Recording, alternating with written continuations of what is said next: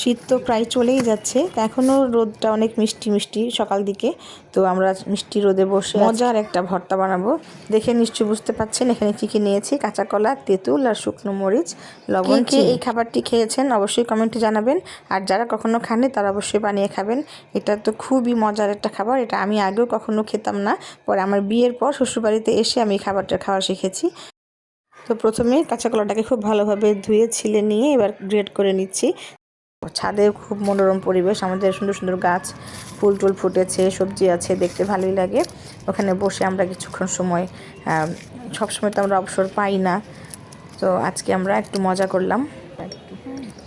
তো আমরা এখানে নিয়ে নিয়েছি কাঁচা কলা কুচি, গ্রেট করে নিয়েছি। এবার নিয়েছি কিছু শুকনো মরিচ ভাজা শুকনো মরিচগুলোকে লবণ দিয়ে খুব ভালোভাবে চটকে ভেঙে নিলাম।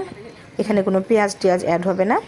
দিয়ে দিলাম তেঁতুল, 1 মুঠ পরিমাণ তেঁতুলটাকে খুব ভালোভাবে মরিচের সাথে মিশিয়ে তারপরে এখন কাঁচা কলাটাকে চটকে মাখাতে হবে, মানে খুব চাপ দিতে হবে যেন কাঁচা কলা থেকে রস টস বের হয়ে, লবণ পাওয়ার পরে একটু রস বের হবে, একদম মাখো মাখো হয়ে যাবে।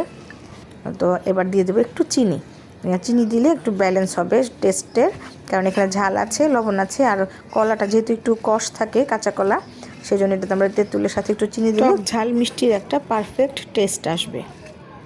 ভর্তাটা খেতে খুবই সুস্বাদু হবে। এই তো খুব ভালোভাবে মেখে নিয়েছি, এবার আমরা সার্ভ করে দিচ্ছি। ভিডিওটা এডিট করতে করতে ভয়েস দেওয়ার সময় আমার আবার জিভে জল চলে আসছে, এত টেস্টি এই খাবারটা। যারা কখনো খাননি এভাবে বানিয়ে খাবেন। আর ভিডিওটি কেমন লাগলো জানাবেন। আজকের ভিডিওটি এ পর্যন্তই, আবারও দেখা হবে ইনশাল্লাহ। আসসালামু আলাইকুম।